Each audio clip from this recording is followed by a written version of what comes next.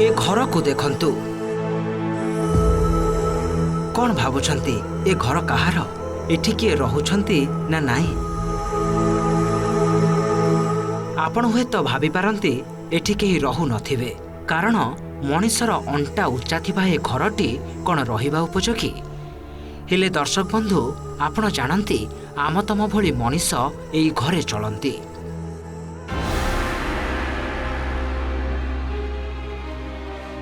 प्रथमे ए घरर ठिकणा आमे कहिदेउ ए हेउछि रायगड़ा जिला मुनिगुड़ा ब्लॉक बाघोबारी पंचायत पाटणा गाँर आउ ए घरर मालिक हेउछंती 80 वर्षीय ऋषि कुर्लेसिका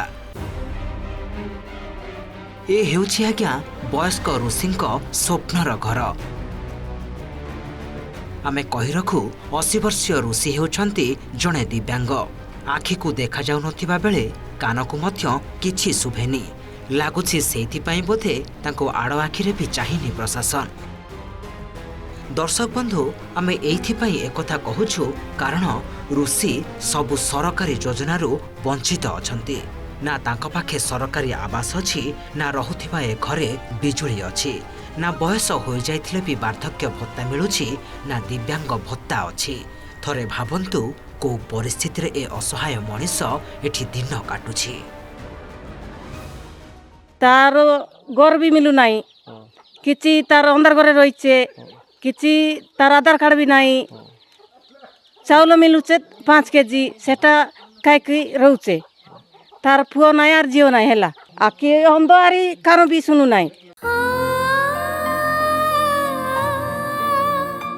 आपण वयस्क दिव्यांग ऋषि कुर्लेसिकांक कहानी तो देखिले एबे से मुनिगुड़ा ब्लॉक रो आउ जणे दिव्यांगक दुखद कहानी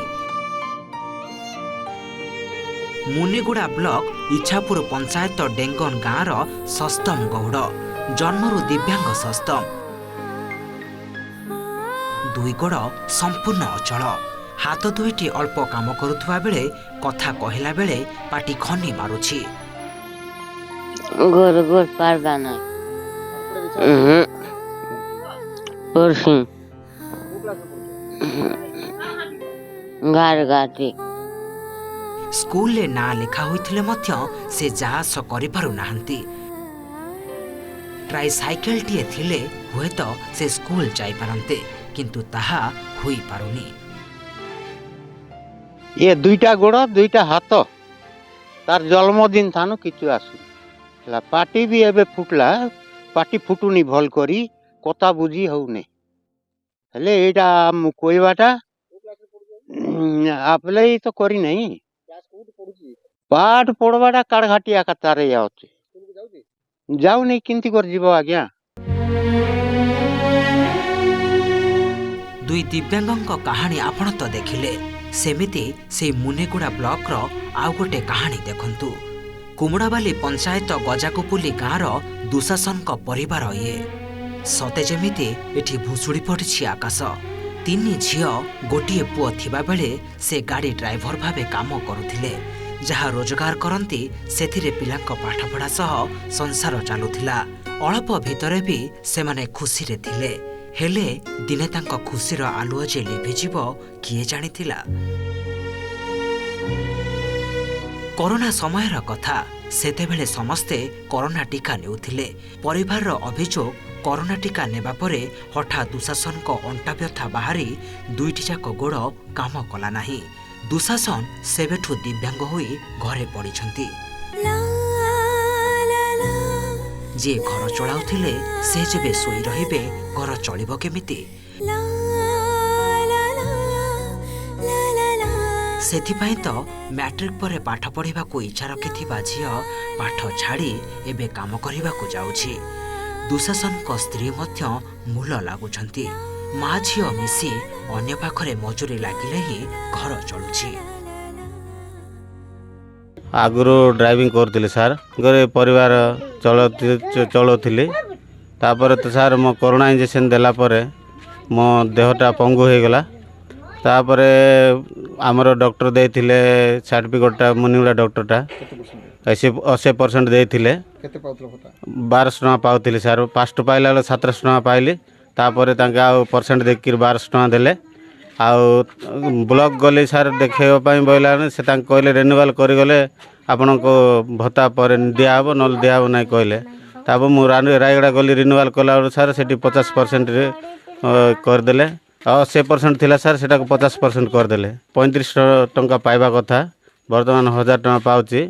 ମୋ ପିଲା ଛୁଆ ପଶିବା ପାଇଁ ବହୁତ ଅସୁବିଧା ହେଉଛି। ତାଙ୍କର ଗୋଡ଼ ଟିକେ ବାହାରକୁ ଯାଇଥିଲେ କାମ କରିବାକୁ, ସେଇଠରୁ କରୋନା ଯେଉଁ ନେଉନାହାନ୍ତି କି ଇଞ୍ଜେକ୍ସନ୍ ସେଇଟା ନେଇଥିଲେ ତ ସେଇଟା କେମିତି ତାଙ୍କ ଗୋଡ଼ ପାରାଲାଇସ୍ ପରି ହେଇଗଲା। ଏବେ 4 ବର୍ଷ ହେଉଛି। ଏ ବର୍ଷ ପଡ଼ିଲା ପରେ 5 ବର୍ଷ ହେବ ତାଙ୍କର ଗୋଡ଼ ଖରାପ ହେଇକି।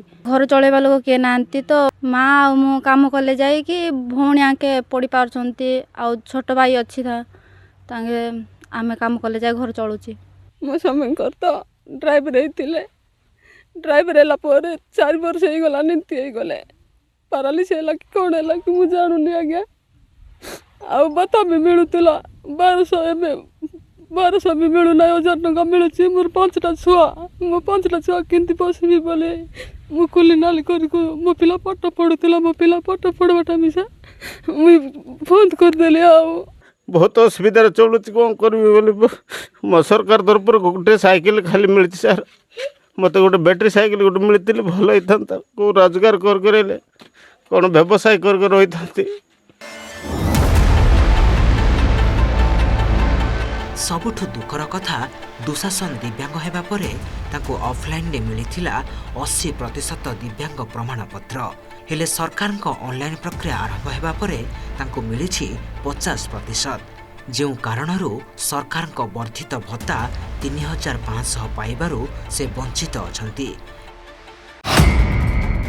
ତେବେ ଏଠି ପ୍ରଶ୍ନ ଉଠୁଛି, ପ୍ରଥମରୁ ଅଧିକ ପ୍ରତିଶତ ଦିବ୍ୟାଙ୍ଗ ସାର୍ଟିଫିକେଟ୍ ମିଳିଥିବା ବେଳେ କେମିତି କମିଗଲା ଦିବ୍ୟାଙ୍ଗ ପ୍ରତିଶତ? ଯଦି ଏବେ ମିଳିଥିବା ଦିବ୍ୟାଙ୍ଗ ସାର୍ଟିଫିକେଟ୍ ପ୍ରକୃତରେ ଠିକ୍, ତେବେ ସେବେ କିଏ ଓ କାହିଁକି ବଢ଼ାଇଥିଲେ?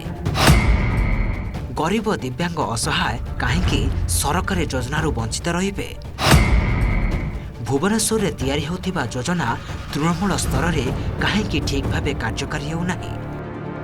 ଆମେ ଗଣମାଧ୍ୟମ ମନଗଢ଼ା କାହାଣୀ କହୁନୁ, ଯାହା ଦେଖୁଛୁ ତାହା କହୁଛୁ ଏବଂ ସରକାରଙ୍କୁ ସେହି ପ୍ରଶ୍ନ ପଚାରୁଛୁ। କାହିଁକି ବର୍ଷ ବର୍ଷ ଧରି ଋଷି କୁର୍ଲେସିକା ଭଙ୍ଗା ଘରେ ରହିବେ? କାହିଁକି ସେ ସବୁ ସରକାରୀ ଯୋଜନାରୁ ବଞ୍ଚିତ ହେବେ? କାହିଁକି ଦୁଶାସନ ନିଜ ପ୍ରାପ୍ୟ ପାଇବେ ନାହିଁ? ଏହି ନେଇ ମୁନିଗୁଡ଼ା ବିଡିଓଙ୍କୁ ଆମେ ଭେଟିଥିଲୁ। ସେ ବି ଦେଇଛନ୍ତି ଚିରାଚରିତ ଉତ୍ତର, ସବୁ କରାଯିବ। ହେଲା ବା ଯାହା ତାଙ୍କର ପ୍ରାପ୍ୟ ପାଇବା କଥା ପ୍ରାପ୍ୟ ଆମେ ଦେଉଛୁ, କିନ୍ତୁ ତାର ଆଧାର କାର୍ଡ଼ ନ ହେବା ଦ୍ୱାରା ସେମାନେ ଆହୁରି କିଛି ଯେଉଁଟା ପାଇବା କଥା ପାଇପାରୁନାହାନ୍ତି। ତାଙ୍କର ସେ ଯେଉଁ ଫିଙ୍ଗର ପ୍ରିଣ୍ଟ କିମ୍ବା ଆଖି ନେଉନି, ସେଇଟା ଗୋଟେ ମାନେ କନସର୍ନ ହେଉଛି, ସେଥିପାଇଁ ସେଇଟା ହେଇପାରୁନି। ଭଙ୍ଗା ଖପର ଘରେ ଦିବ୍ୟାଙ୍ଗର ଅସଲି ହକଦାର ଆଜି ମଧ୍ୟ ସରକାରଙ୍କ ସହାୟତା ପାଇଁ ଯାଇ ବସୁଛନ୍ତି। ଏବେ ବି ପରିବାର ଲୋକଙ୍କର ଆଶା ରହିଛି ସରକାର ସେମାନଙ୍କର ସମସ୍ୟା ବୁଝିବା ସହ ଦିବ୍ୟାଙ୍ଗ ପୁଅର ଭରଣ ପୋଷଣ ପାଇଁ ସହାୟତାର ହାତ ବଢ଼ାଇବେ।